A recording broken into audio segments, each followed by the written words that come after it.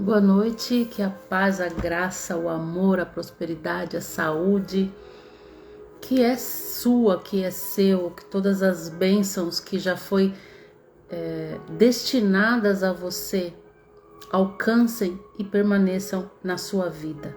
Saiba que antes de você descer aqui nesta terra, você teve uma conversa com Deus. Vocês acertaram lá o tipo de vida que você poderia ter, a missão que você teria, a família, a prosperidade, a saúde. Aí a gente chega aqui, esquece de tudo aquilo, acaba se deixando levar pelos outros, pelo que o outro diz, pelo que o outro crê, por aquilo que é imposto.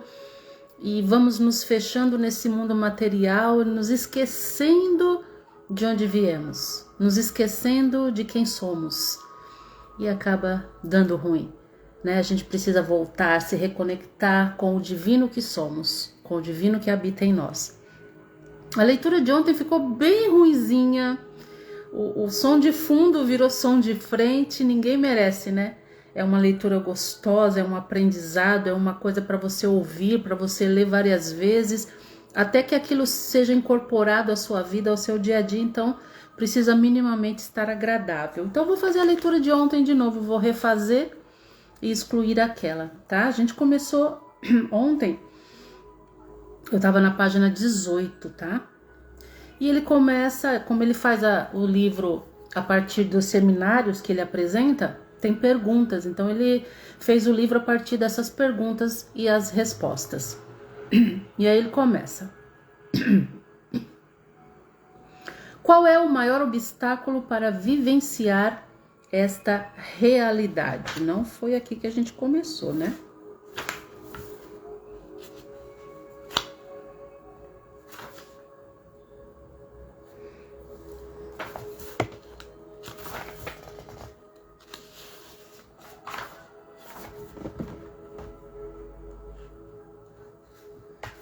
Vamos lá. Eu estava fazendo em outro meio ontem.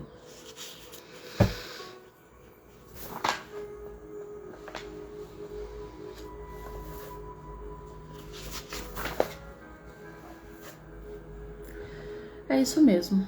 Qual é o maior obstáculo para vivenciar essa realidade, né? O poder do agora, essa conexão com o divino.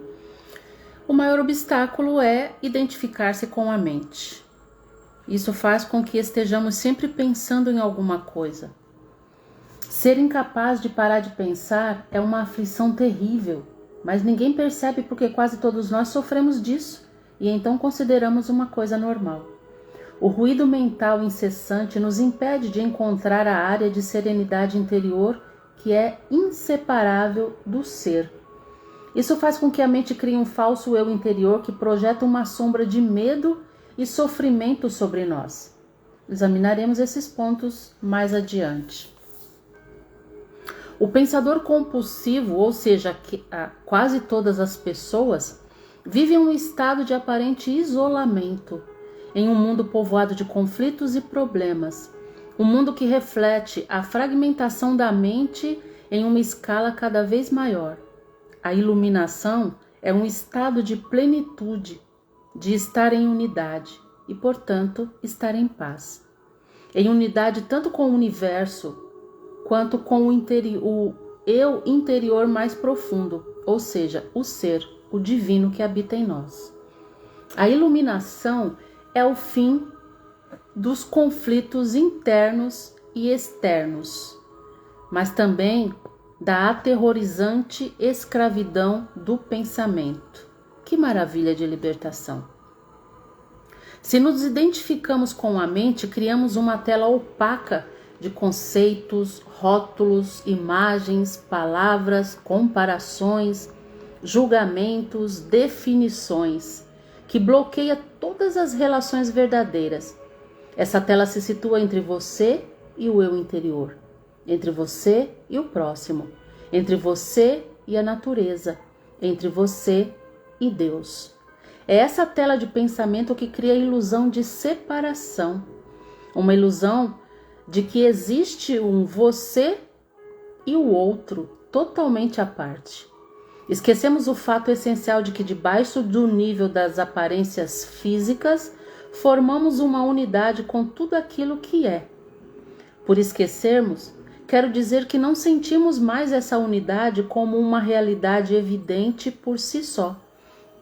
Podemos até acreditar que isso seja verdade, mas não mais a reconhecemos como verdade, não vivenciamos, não sentimos. Acreditar pode até trazer algum conforto. No entanto, a libertação só pode vir através da vivência pessoal e diária. Pensar se tornou uma doença. A doença acontece quando as coisas se desequilibram. Por exemplo, não há nada de errado com a divisão e a multiplicação das células no corpo. Mas, quando esse processo acontece sem levar em conta o organismo como um todo, as células se proliferam e temos a doença. Se for usada corretamente, a mente é um instrumento magnífico. Entretanto, quando a usamos de forma errada, ela se torna destrutiva. Para ser ainda mais preciso, não é você que usa a sua mente de forma errada. Em geral, você simplesmente não usa a mente. Ela é que usa você. Essa é a doença. Você acredita que é a sua mente. E aí se esquece de que você está além dela. Você é mais que ela. Você já era antes dela e vai continuar sendo depois dela. E isso é um delírio. O instrumento se apossou de você. Outra pergunta. Não concordo muito com isso. É verdade que penso muito sem um objetivo definido, como a maioria das pessoas, mas ainda posso escolher como usar a minha mente para ter e conseguir coisas, e faço isso o tempo todo. Só porque podemos resolver palavras cruzadas e construir bombas atômicas, não significa que estejamos usando a nossa mente. Assim como os cães adoram mastigar ossos, a mente adora transformar dificuldade em problema. É por isso que ela resolve palavras cruzadas e constrói bombas atômicas. Mas essas coisas não interessam a você, a sua essência. Eu pergunto então, você consegue se livrar da sua mente quando você quer? Já encontrou o botão que a desliga? A ideia é parar de pensar completamente? Não consigo, a não ser por alguns segundos. Então, é porque a mente está usando você. Estamos tão identificados com ela que nem percebemos que somos seus escravos. É quase como se algo nos dominasse sem termos consciência disso e passássemos a viver como se fôssemos a entidade dominadora. A liberdade começa quando percebemos que não somos a entidade dominadora, não somos o pensador. Saber disso nos permite observar a entidade, observar o pensador. No momento em que começamos a observar o pensador, ativamos um nível mais alto de consciência. Começamos a perceber então que existe uma vasta área de inteligência além do pensamento. E que o pensamento é apenas um aspecto diminuto da inteligência. Percebemos também que todas as coisas realmente importantes, como beleza, amor, criatividade, alegria, paz interior, surgem de um ponto muito além da mente. É nessa hora que começamos a acordar, o poder do agora. Nada acontece duas vezes da mesma forma, mas eu vou tentar puxar os pontos que eu achei principais no que nós refletimos ontem. O primeiro ponto é justamente isso, né? Ontem eu falava sobre o mal do século. Todo mundo diz que é o mal do século, mas esse mal do século já é chamado de mal do século há alguns séculos, na verdade, que é a depressão. Essa ansiedade, síndrome de pânico, medo, desânimo que tem assolado até crianças, né? E quando essas pessoas procuram ajuda médica, e devem procurar, tá? Ignorem as pessoas que dizem que isso é falta de Deus, que isso é frescura, enfim. Ignorem. Procure ajuda médica, procure ajuda espiritual, procure ajuda de amigos, procure ajuda de pessoas que tenham condição de te ouvir, de te ajudar, de te entender sem te julgar. Mas quando procuramos ajuda médica, O médico nos medica, né? O medicamento que ele passa é um medicamento que é justamente o que esse livro recomenda. É um medicamento que nos desacelera, que desacelera o nosso pensamento, as nossas preocupações, que nos deixam meio grogues, né? Em alguns casos, até dormindo demais. Então, esse livro nos ensina um medicamento natural para o mal do século. Desacelerar a mente. Não permitir que a mente seja o dominador. Entender que você, pessoa divina, ser divino habitando num corpo humano, é muito mais do que a mente.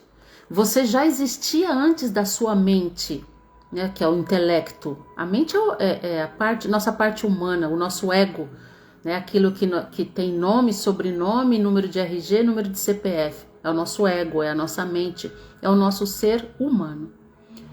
Quando a gente entende que nós somos mais que a mente, que nós somos antes da mente, que nós seremos depois da mente, a gente começa a perceber que existem duas partes de nós, em nós, que é o ser divino e o ser humano. E quem está dominando? Quem é que toma as rédeas? Quem é que define? Quem é que faz? Quem é que acontece? Muitas vezes, né, principalmente em momentos que a gente está muito ansioso, preocupado e com medo, é a mente. E esses medicamentos que os médicos passam para a gente é justamente para isso, para desacelerar a mente, para tirar a mente daquele estado de alerta absoluto, sem necessidade. Quando for necessário, a sua mente descansada estará lá para executar as tarefas que é próprio dela, né?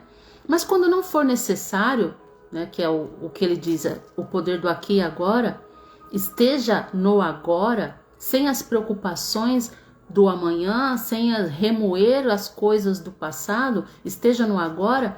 Neste agora, geralmente a mente não é necessária, mas ela não aceita não ser necessária. Então ela transforma dificuldades em problemas, porque ela precisa de problemas, ela precisa fazer alguma coisa o tempo todo. Aquela pessoa que não para, sabe? O tempo todo ela está procurando alguma coisa para fazer, para pensar, para falar.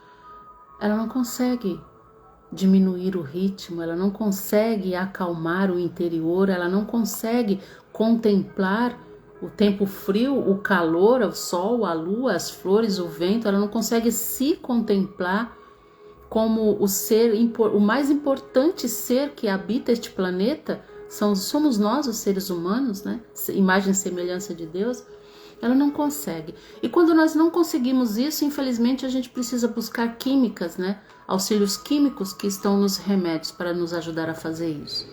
Mas, se conseguirmos fazer um pouquinho disso todos os dias, acalmar a mente, interiorizar, pensar que você é muito mais do que isso, as dificuldades que a gente tem, os problemas que a gente tem, eles vão ficar aí se partirmos, né? Se você morre hoje, todos eles ficam aí, a família resolve ou ninguém resolve, enfim.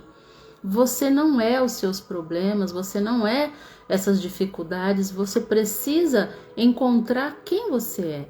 E aí o que eu falei ontem sobre a identidade. Quem sou eu? Antes que me dessem um nome, antes que alguém visse ou decretasse que eu sou do sexo feminino, que eu sou branca ou negra, que eu hoje sou alta ou baixa, sou magra ou sou gorda, antes que me dessem um sobrenome, antes que me fizessem, me dessem o conhecimento de que eu faço parte de determinada família, que o meu tipo sanguíneo é tal, a minha educação é tal, a crença da minha família é essa, os hábitos da minha família é essa, a cultura do meu país é esse, o meu país é esse. Antes de tudo isso, nós precisamos nos conectar com esse ser que é antes de tudo isso. Antes do ego, antes do seu nome, sobrenome, da definição de quem você é ou quem deveria ser, dos ensinamentos, das crenças, dos hábitos que foram passados para você e formaram a pessoa que você é hoje. Se você tirar tudo isso, chegasse no planeta agora, quem é você? Você não tem a família, o nome, crença, não tem nacionalidade, não tem cor, não tem sexo. É esse ser que você precisa encontrar, e porque a paz vai estar nesse ser. que é mais do que essa capa, né? Que é essa roupa aqui que a gente veste em cima desse ser. Quando nos desconectamos desse ser, as coisas andam muito mal. Não temos paz, não temos segurança, não confiamos, não acreditamos no amor, não sentimos o amor de Deus, não sentimos a proteção de Deus, não sentimos a importância que nós temos para Ele, não sentimos o propósito maravilhoso que Ele tem para nós, não entendemos que a gente já existia antes daqui, vai continuar existindo depois daqui, a gente não entende nada disso, e aí começam então as angústias, começam os medos, começa a ansiedade, e a gente acaba indo precisando lá do remedinho para fazer o que a gente pode fazer sozinho. Somos completos, somos plenos, porque somos imagem de Deus. Então, quando a gente começa a treinar todos os dias, em algum momento do dia, refletir sobre o poder do agora, refletir sobre quem eu sou antes do meu corpo físico, quem eu sou antes do meu corpo físico, porque é isso que vai sobrar depois do meu corpo físico. E eu preciso me conectar com essa pessoa, com esse ser. A gente precisa fazer isso todos os dias. Desliga a televisão, desliga as distrações, para de rodar, né, a timeline suas redes sociais. Isso não te leva a nada, não te traz nada. Saber da vida alheia, saber não te traz nenhum benefício, não te acrescenta, não te desenvolve. Então, ou então discutir ou bater boca, enfim, tudo aquilo que não edifica, vai eliminando da sua vida para sobrar um tempo para você se conectar com esse ser que você é. Quando você se conectar com esse ser que você é, você vai ter a certeza do amor, você vai ter a certeza do plano divino que ele tem para você, que ele combinou com você antes de você descer aqui. Você não desceu aqui totalmente cego. Você não desceu aqui às escuras, você não foi jogado aqui de qualquer jeito. Existe um plano para você, coberto de amor, coberto de prosperidade, sucesso, saúde. O Deus que habita em você não quer levar uma vida medíocre. Ele quer levar uma boa vida, ele quer levar uma vida de paz, saúde, prosperidade, alegria, amor, né? Porque ele está aí com você. Todas as sensações que você tem, ele tem. Todas as tristezas que você tem, ele também tem, porque ele está com você o tempo todo. Então é interessante, acredite, né, que a sua felicidade é a felicidade dele, a sua tristeza é a tristeza dele. Não tem como ele não sentir. Somos uma célula no corpo dele. E quando uma célula nossa adoece, todo o corpo sente. E assim é com Deus também. E o fato de nós esquecermos, né? Porque a gente chega aqui, somos bombardeados pelas verdades absolutas já pré-estabelecidas nesse mundo. O fato da gente ir esquecendo quem a gente é, se distanciando de quem a gente realmente é, essa ideia que fica da separação, que ele é ele, eu sou eu, Deus está lá, eu estou aqui.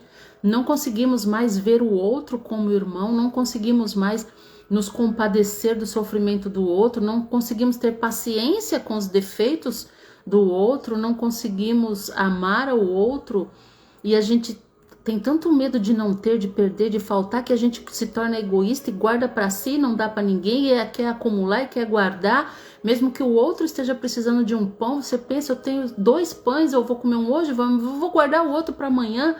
Então tudo isso vem do esquecimento.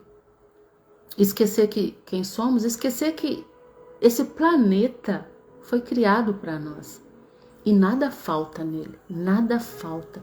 Se você coloca, eu estou vendo agora, né, numa música relaxante, imagens, né, de drones fazendo uma varredura pelo planeta, a vastidão de água, a vastidão de mata, de lugares paradisíacos, maravilhosos, é tudo muito abundante. Você vê até a parte não habitada do planeta Terra é muito maior do que a habitada. Então existe terra para mais 10 tantos de pessoas que tem no planeta. E existe recurso para isso. Está sendo mal usado, está sendo mal distribuído, tá, mas isso não é culpa de Deus, eu já cansei de falar aqui. Deus deu a terra ao filho dos homens para que eles administrassem. Infelizmente está dando nisso, mas vai haver a colheita, né? Ele prometeu que ele não vai deixar essa bagunça para sempre. Vai haver a separação, vai haver. Você não quer, então você vai para esse lado. Você quer, então você vai para esse lado. Ele não vai perder ninguém, tá? Ele não vai perder nem o joio nem o trigo. Né? Algumas pessoas gostam de denominar joio e trigo. são todos filhos. Ele não vai perder nenhum nem outro. Ele só vai separar aqueles que já estão mais avançados no amor, no conhecimento, daqueles que ainda vão trilhar um longo caminho até entender que só existe o amor, só o amor constrói, só o amor é. Todo o resto é criação do ser humano. Então, esse sentimento de escassez que pregam, né, que fazem a gente acreditar nessa escassez, nos dando tão pouco pelo nosso trabalho, nos dando tão pouco pelos nossos esforços, enquanto que uns que não fazem nada, né, eu falo assim, só vem gastar oxigênio na terra, tem tanto e guarda e acumula. Tem pessoas que têm fortuna para 3, 4, 5 gerações. Para que isso, cara? Para que isso, né? É essa ideia de separação. Eu não tenho nada a ver com o outro. E eu tenho medo de faltar porque eu me sinto sozinho, né? Essa separação faz com que eu me distancie do outro e que eu me distancie de mim mesmo, que eu me distancie de Deus. Então, aí nasce esse egoísmo monstruoso.